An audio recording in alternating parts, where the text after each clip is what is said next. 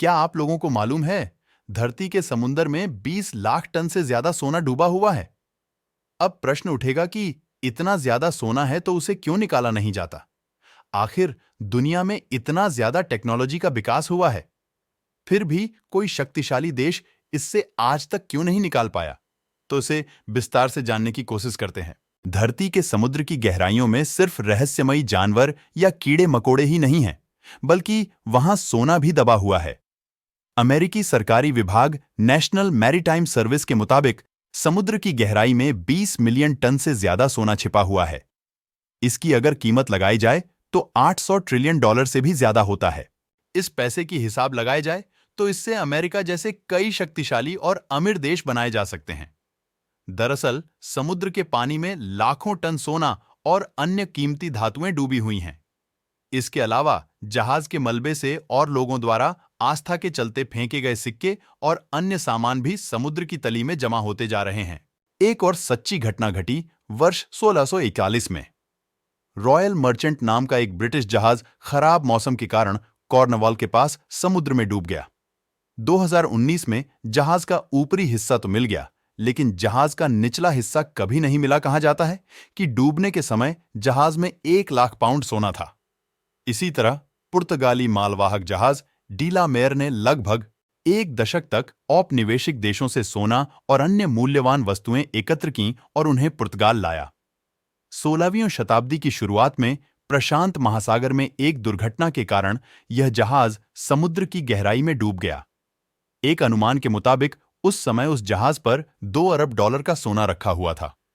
डूबे हुए सोने की कीमत क्या है? US national oceanic and atmospheric administration के मुताबिक यह निश्चित रूप से कहना मुश्किल है कि समुद्र में कितना सोना या अन्य मूल्यवान सामान गिरा है।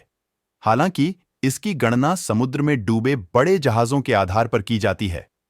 कहने का तात्पर्य यह है कि यदि समुद्र में डूबा सारा सोना निकालकर बेच दिया जाए तो अमेरिका के बराबर अर्थव्यवस्था वाले ढेर सारे देश बनाए जा सकते हैं। लेकिन अजीब बात यह है कि समुद्र में डूबा अधिकांश सोना और अन्य कीमती सामान तत्कालीन शक्तिशाली देशों ने अपने औपनिवेशिक देशों से लूट था। आखिर समुद्र में डूबा सोना बाहर क्यों नहीं निकाला जाता? यह सवाल उठना स्वाभाविक है कि जब समुद्र की तलहटी में इतना सोना बिखरा पड़ा है और दुनिया को इसके बारे में पता है, तो इसे निकाला क्यों नहीं जाता? दरअसल समुद्र की तलहटी निचले हिस्से से सोना निकालने में कई तरह की व्यवहारिक कठिनाइयां आती हैं। सबसे पहले तो यह कोई नहीं जानता कि समुद्र के किस हिस्से में कितना सोना जमा है। जिस जगह सोना पाया जाता है वहां भी समुद्र की गहराई तक पहुंचना आसान नहीं है। ऐसा नहीं है कि सोना समुद्र की तलहटी में है, समुद्र के नीचे भी इतना हलचल होता रहता है कि यह किसी समुद्री बड़ी चट्टान की नीचे भी दबा हो सकता है। इसके अलावा सैकड़ों वर्षों से मौजूद सोना में मुगा या जंग भी लगे होंगे। ऐसे में सोना निकालने के लिए खनन करना पड़ेगा। इन सभी प्रक्रियाओं में कितना समय लगेगा यह किसी को पता नहीं है। इतनी देर तक समुद्र के अंदर हजारों मीटर तक रहना संभव नहीं है। अगर मशीन को यह काम सौंपा भी जाए तो अचानक आया तूफान या मछली उसे खराब कर देगी। समुद्र में सोना कहां है, इसका पता लगाने की कई कोशिशें हो चुकी हैं। समुद्र में काम करने वाली विभिन्न संस्थाएं इस क्षेत्र में लगातार काम कर रही हैं। सबसे पहले 19वीं सदी में एक ब्रिटिश चर्च के पादरी और गणितज्ञ फोर्ड जर्निगन ने एक उपकरण बनाया था। गोल्ड एक्यूमुलेटर नाम के उपकरण के बारे में उनका दावा था कि पारे और बिजली की मदद से हम समुद्र में छिपे सोने को खोजकर बाहर निकाल सकते हैं।